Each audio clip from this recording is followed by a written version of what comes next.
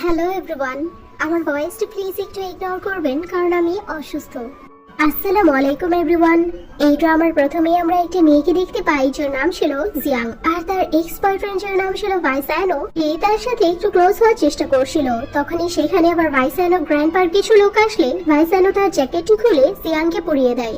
আর সেখান থেকে আমাদের কিছুক্ষণ আগের সিন দেখানো হয় যেখানে আমরা জিয়াংকে দেখি সে তো এখানে একটি লোকের কাছে টাকা দিতে এসেছিল।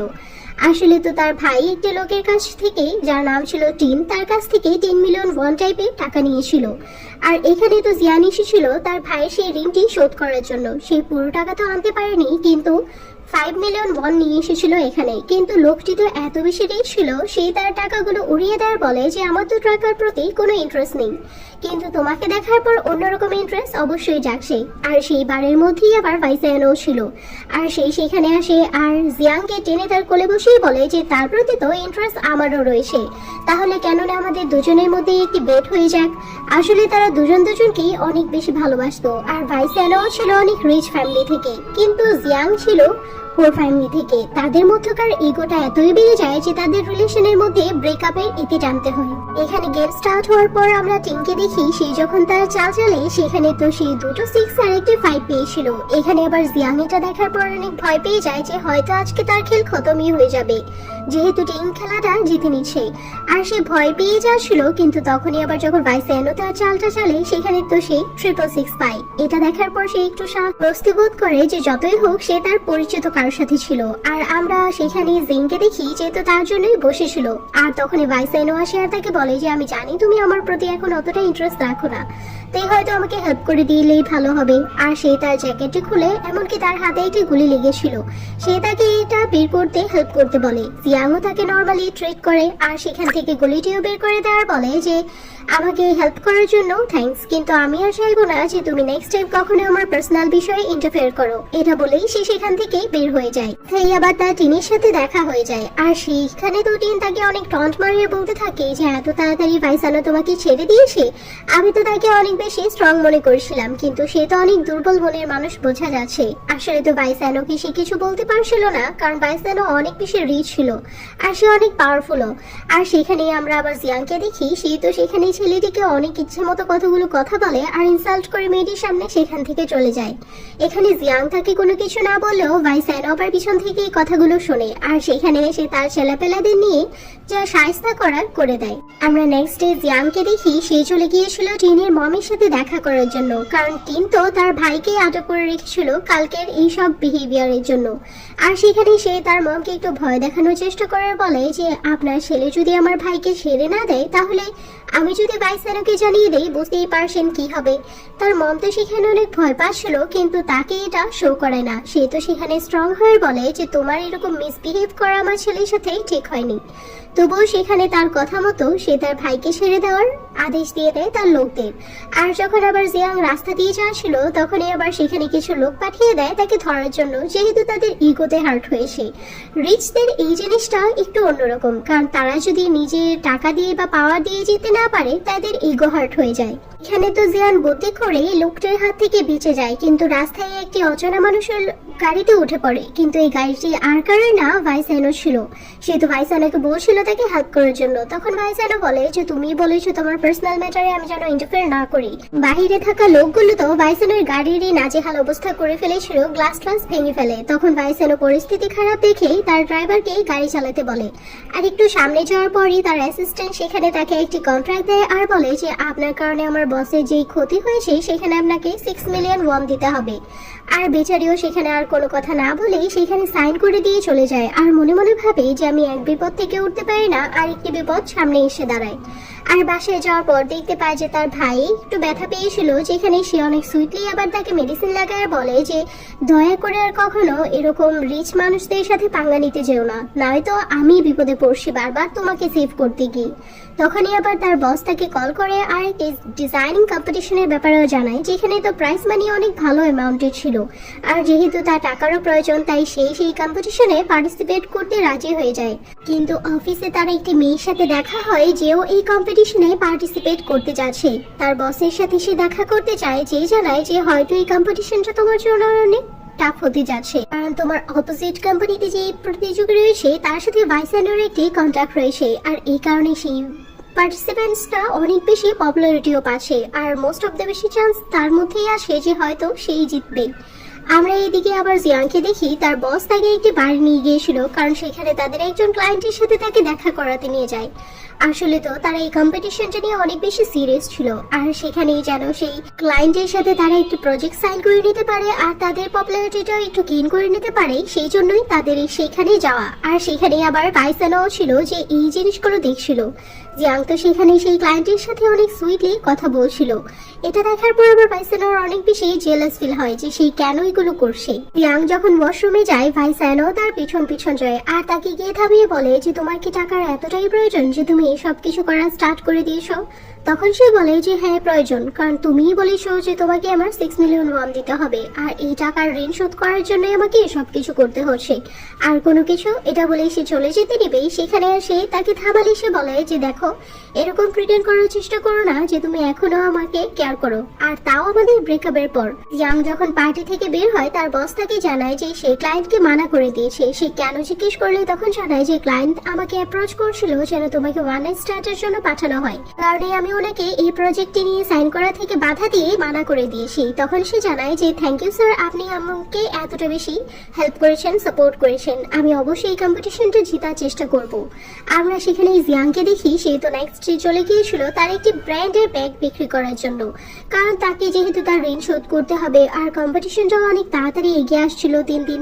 সেখানে আবার তার একজন কাজিনের সাথে তার দেখা হয়ে যায়, যেহেতু তাকে ইনসাল্ট করছিল আর বলছিল যে তোমার অবস্থা এতটাই খারাপ হয়ে গেছে যে তোমার এখন জিনিসগুলো বিক্রি করতে হচ্ছে। তখন সে জানায় যে হ্যাঁ, কারণ তোমরাই তো আমাদের কাছ থেকে চিটিং করে লুটপাট করে সবকিছু নিয়ে বিক্রি করে বসে আসো, আর ভুলে যেও না যে এখনো তুমি যে জিনিসগুলো ইউজ করছো সেগুলো আমারই ছিল একটি সময়। অন্যদিকে আমরা ভাইসানোকে দেখি সে তার অ্যাসিস্ট্যান্টকে দিয়ে জিয়াংকে কল করায়, আর জিয়াংকে টাকার কথা জিজ্ঞেস করলে সে জানায় যে সে এক্ষুনি এসে টাকাগুলো দিয়ে যাবে।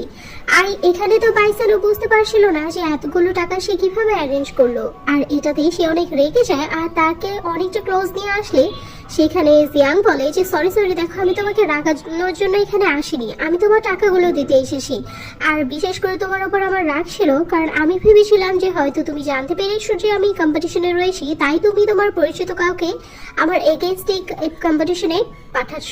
এটা শোনার পর ভাইসানো বলে যে আমি এরকম কোনো কিছুই করিনি, আমি এ বিষয়ে কোনো কিছুই জানি না। আর সে তাকে ফোর্স করা স্টার্ট করলে সেখানে তো জিয়াং কোনো রকম ভাবে তাকে ম্যানেজ করার কান্নাকাটির বাহানা দিয়ে তাকে সেখান থেকে দূরে সরিয়ে দেয়। যেহেতু ভাইসানো অনেক রিচ আর পাওয়ারফুল ছিল, তাই তাকে হয়তো আপসেট করা তার জন্য ঠিক হবে না, বিশেষ করে এই কম্পিটিশনটার জন্য। তাই সে সেখানে তাকে সরি বলে আর বলে যে তার উপর যেন রাগ করে বা শুধু শুধু যেন তাদের মধ্যে ঝামেলা না করে। তখন ভাইসানো বলে যে ঠিক আছে, আমি তোমার কথা মেনে নিব, কিন্তু তুমি এই ডায়েরিটার মধ্যে 100 টাইমস আমাকে সরি লিখে দাও। এখানে তো সেই লেখার ভাঙ করে, কিন্তু যখন আবার ভাইসানো এই নোটটি খুলে সে দেখতে পায় যে সেখানে তো সে 100 টাইমস এটা লিখেছে যে ভাইসানো একটি বোকা। এটা দেখার পর ভাইসানো আরো রেগে যায়। আমরা জিয়াংকে দেখি সে তো তার একটি ফ্রেন্ডের সাথে দেখা করতে গিয়েছিল, তার ফ্রেন্ড তার অনেক বেশি ক্লোজ ছিল, আর এই ফ্রেন্ডের সাথে আবার ভাইসানোরও কন্ট্যাক্ট ছিল। সে সেখানে তার ফ্রেন্ডকে রিকোয়েস্ট করছিল যেন সে কথা বলে ভাইসানোর কাছ থেকে তাকে একটি ফেভার নিয়ে দেয় আর এই কম্পিটিশনের জন্য তাকে জিতাতে হেল্প করে।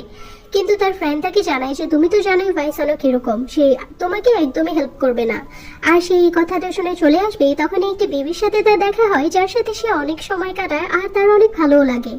আর সেখানে আমরা এদিকে ভাইসানোকে দেখি সে তো তার বেবিকে খুঁজে পাচ্ছিল না, আর এই বেবিটা আর কারো না, ভাইসানো আর জিয়াং এরই ছিল। আর কিছু বছর আগে যখন তাদের রিলেশনশিপে ছিল সেখানেই ভাইসানো প্রেগনেন্ট হয়, আর যেদিন তার ডেলিভারি ছিল সেখানে কোনো একটি সমস্যার কারণে সে এটা জানতে পেরে গিয়েছিল যে তার বেবি দুনিয়াতে নেই, কিন্তু আসলে তো বেবিটা ছিল আর সেটা ভাইসানোর কাছেই ছিল। অ্যাসিস্ট্যান্ট যখন একটু পর বেবিটাকে নিয়ে আসে, ভাইসানো অনেক রাগ করে তার বেবির উপর আর বলে যে তুমি কখনোই আর কোথাও যাবে না। আসলে তো বেবিটা কথা বলতে পারতো না, তাই তার এই সমস্যার কারণে ভাইসানো সবসময় ভয় পেয়ে থাকতো। এখানে তো বেবিটার জিয়াংকে অনেক বেশি পছন্দ হয়ে গিয়েছিল তার সাথে এতটা সময় থাকার কারণে। অন্যদিকে আমরা জিয়াংকে দেখি সেই যখন রাতে ঘুমোতেই নিবে তখনই আবার ভাইসানোর কাছ থেকে একটি টেক্সট আসে যে তাকে এরকম একটি জায়গায় যেতে হবে। আসলে তো তার ভাই এইবারও একটি কাণ্ড করে বসেছিল, সে তো চেষ্টা করছিল ভাইসানোদের যে কোম্পানির যে প্রসেসগুলো ছিল, প্রসেসিং এর কাজ আর কিছু ডকুমেন্ট সেগুলো হ্যাক করার চেষ্টা করছিল, আর এই কারণেই তাকে সেখানে যেতে হয়। আর সেখানে যাওয়ার পর যখন ভাইসানো তাকে রেখে সেখানে তো তাকে সারা রাতের জন্যই রেখে দেয়। ভাইসানো নিয়ে তো অন্যরকমই ছিল, কিন্তু জিয়াং তাকে বলে যে আমি অসুস্থ, প্লিজ আমার সাথে এরকম কোনো কিছুই করবে না। সে তো সেখানে লাইট অফ করে ঘুমিয়ে পড়ে, কিন্তু একটু পরে জিয়াং নোটিস করে যে তার তো অনেক ফিভার ছিল, তাকে এভাবেই ছাড়তে পারছিল না। তাই সে চলে যায় একটা ফার্মেসিতে একটু ঠান্ডা জ্বরে মেডিসিন নেওয়ার জন্য, কিন্তু সেখানে একজন কাপল আসে আর কিছু জিনিস নেওয়ার জন্য এসেছিল যেগুলো ভুলবশত ডক্টর তার প্যাকেটের ভিতরেই ঢুকিয়ে দিয়েছিল। এটা দেখার পর তো ভাইসানো সেখানে জিয়াংকে অনেক বেশি দুষ্টুমি করে অনেক কথা শোনাতে থাকে, এমনকি অনেক মজাও নেয় তার সাথে। কিন্তু সেখানে জিয়াং তাকে জানায় যে এটা ভুলবশত চলে এসেছে, সে এটা কিনে নি।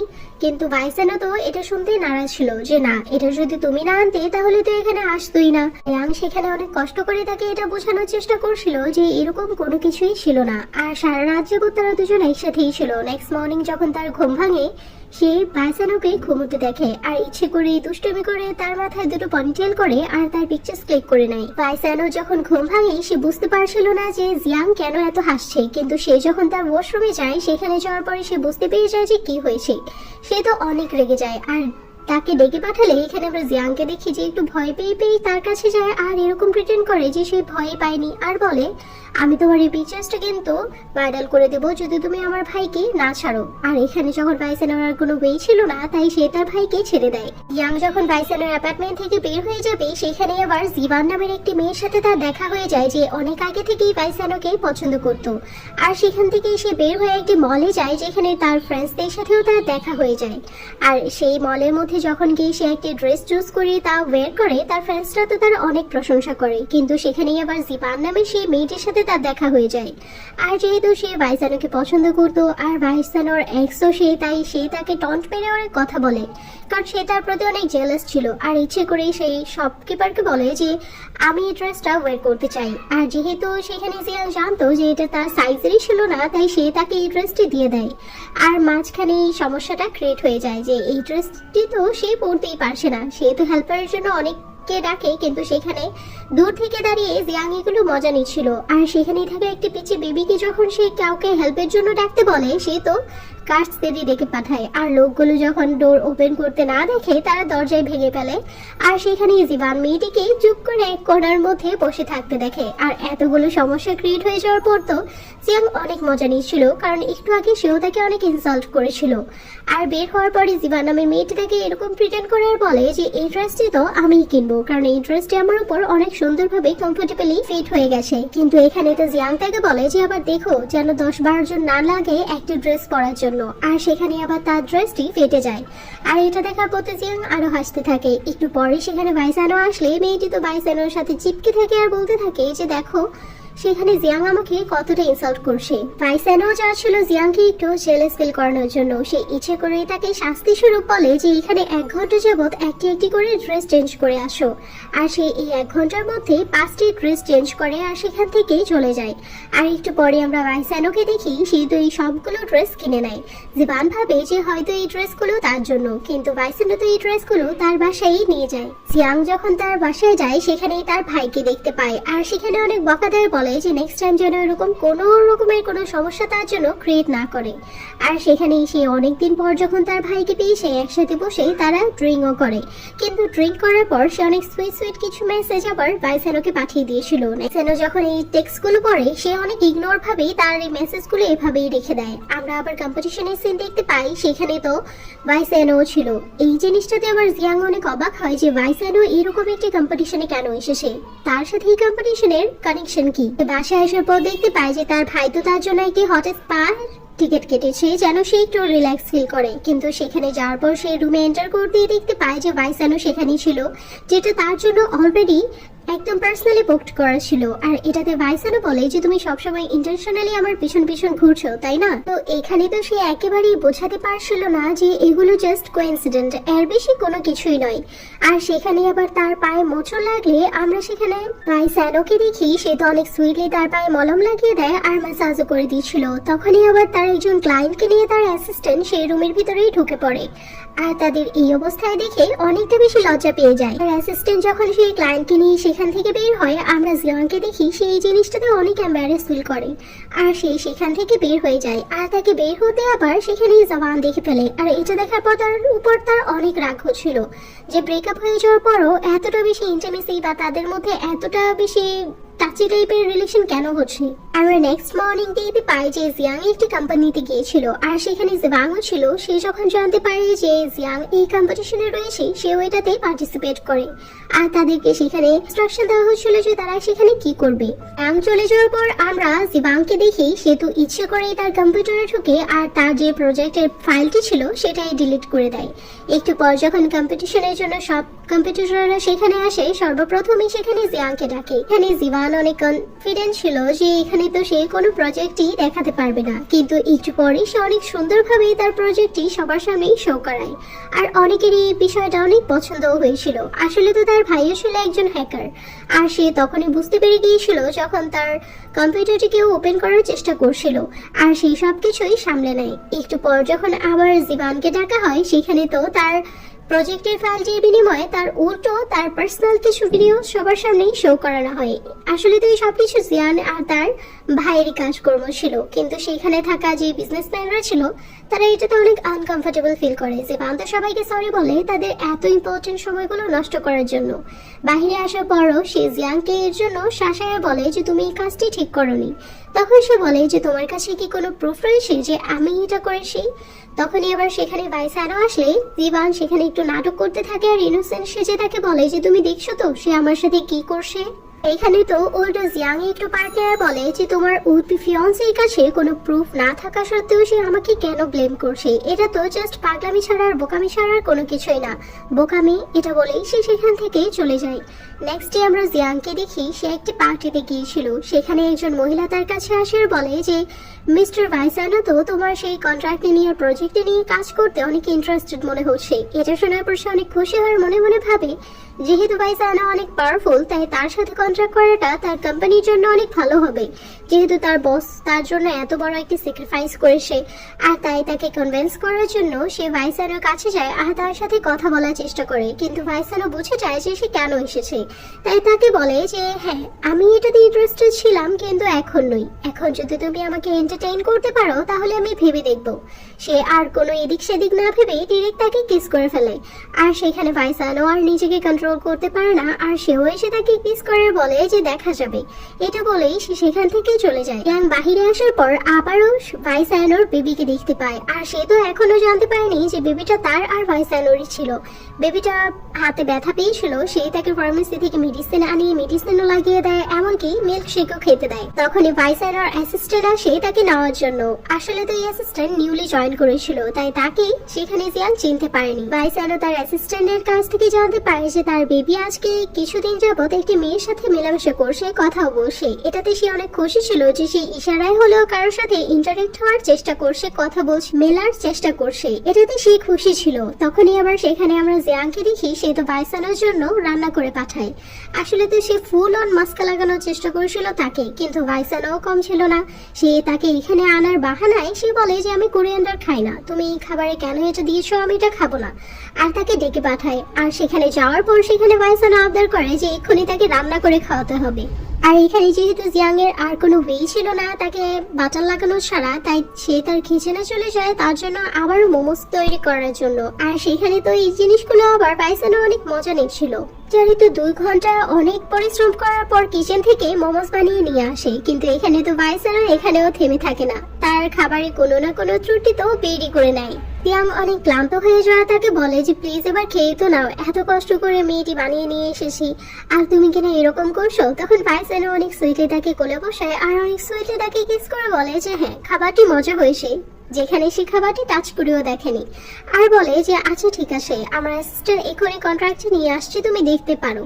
আর যখন তার অ্যাসিস্ট্যান্ট কন্ট্রাক্ট পেপারটি নিয়ে আসে সে তো এক ঝলক তাকে দেখিয়ে আবার কন্ট্রাক্ট পেপারটি অ্যাসিস্ট্যান্টকে দিয়ে পাঠিয়ে দেয় আর বলে যে আমি তো বলিনি যে আমি এখনই সাইন করে দিব, আমি জাস্ট বলেছি তোমাকে দেখাবো, সো আমি দেখিয়ে দিয়েছি, তোমার তো এখনো আমাকে এন্টারটেইন করা বাকি আছে। এটাতে আবার জিয়াং অনেক বিরক্ত হচ্ছিল যে সে কি করছে, কিন্তু আবার এখানে আবার তাদের প্রায়শই মেসেজিংও হতো। বাহিরে আসার পরে আবার ভাইসানোর বেবির সাথে তার আবারও দেখা হয়ে যায়। তো সেখানে তার সাথে অনেকটা সময় কাটায়, এমনকি তাকে খাবার খাওয়ানোর জন্য রেস্টুরেন্টে নিয়ে যায়। সে তো এখনো জানতো না যে বেবিটা কার। আর সেখানে আবার বেবিটা আজকে তার জন্য অনেক সুন্দর একটি নেকলেস নিয়ে আসে। ভাইসানো তোকে বাসাই না করেছিল যেন এই নেকলেসটি সে কখনো টাচ না করে, কিন্তু বেবিটা তো অবুঝ ছিল, তাই সে এই নেকলেসটাই নিয়ে আসে, কারণ সে তাকে অনেক পছন্দ করতো, তাই তাকে গিফট দেওয়ার মতো এটাই ছিল তার কাছে। আর এটাও আবার সেখানে জিয়াং এর অনেক পছন্দ হয়। এখানে তো ভাইসানো যখন জানতে পারে যে বাসা থেকে নেকলেসটা পাওয়া যাচ্ছে না, সে মনে মনে ভাবে যে আসলে কি যে মানুষটার সাথে তার বেবিটা মেলামেশা করছে সে কি ভালো, নাকি শুধুমাত্র এই সব গিফটের জন্য, জিনিসপত্রের জন্য তার সাথে চলছে। এদিকে আমরা আবার জিয়াংকে দেখি যে তো তার ফ্রেন্ডের হাজবেন্ডকে পিক করার জন্য যায়, কারণ সে অনেকদিন যাবত সেই কান্ট্রিতেই ছিল তার ফ্রেন্ডদের সাথে, আর এখানে একটি কন্ট্রাক্ট নিয়ে কাজ করার জন্য এসেছে। থেকে আবার জিভান এই জিনিসটা দেখে ফেলে আর পিকচার্স ক্লিক করে নেয়, আর ইচ্ছে করে সেখানে ভাইসানোকে এই পিকচার্সটা পাঠিয়ে দেয়। দেখার পর তো ভাইসানো ফুল অফ অ্যাংের মধ্যে ছিল যে সে কেন অন্যদের সাথে দেখা করবে। এমনিতে তো সে প্রকাশ করবে না, কিন্তু সবার উপরে সে রাগ ছাড়ছিল, কারণ তার অনেক জেলাস ফিল হচ্ছিল, যেটা সে মুখে কখনোই প্রকাশ করবে না।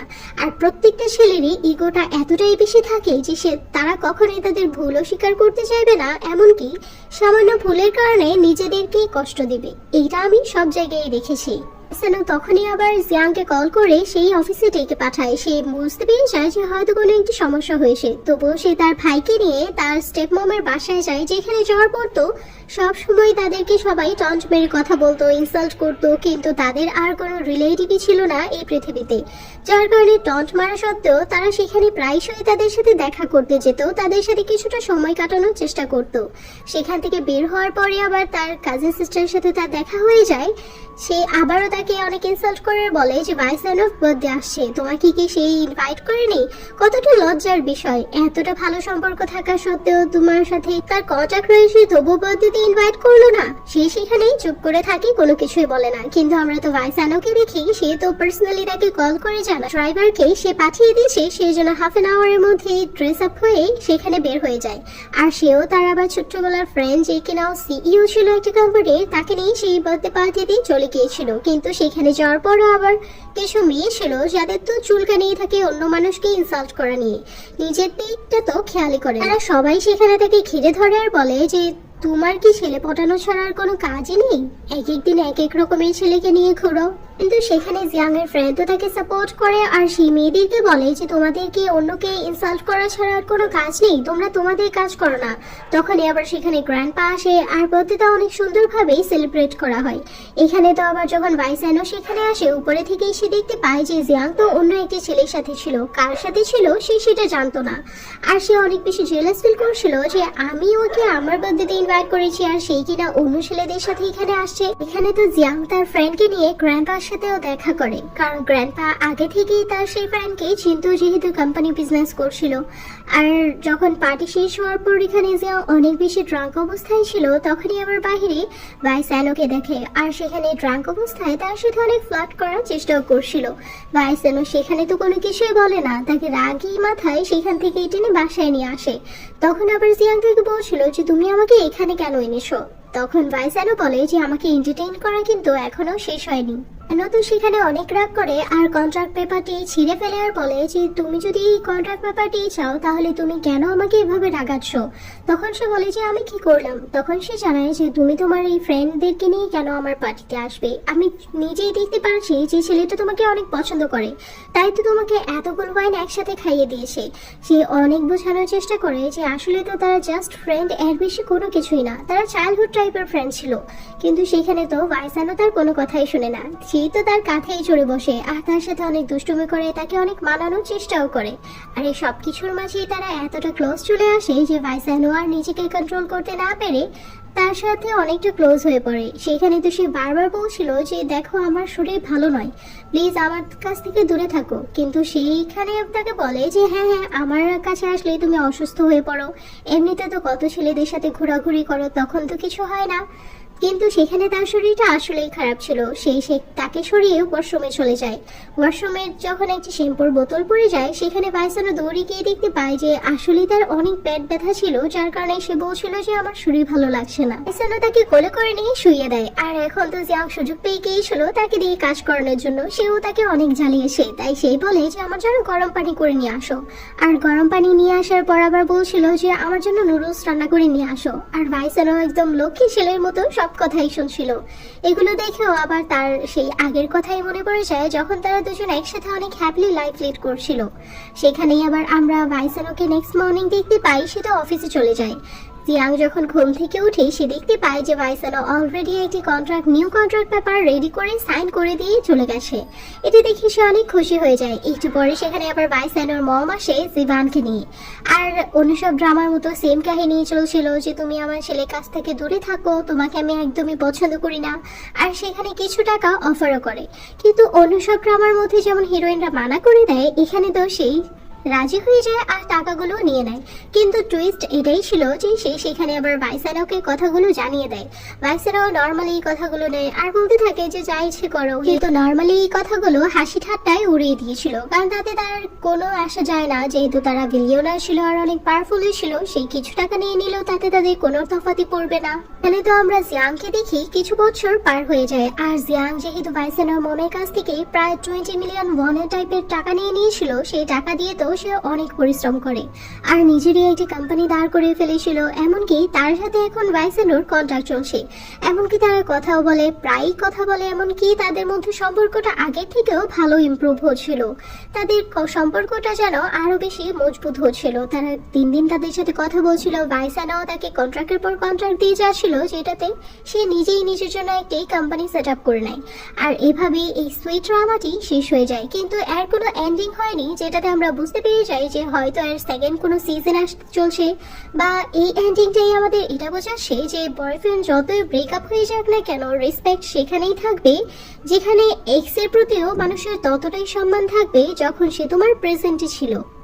আর এই কিউ ড্রামাটি এখানেই শেষ হয়ে যায়। Subscribe for next Q drama. আল্লাহ হাফেজ।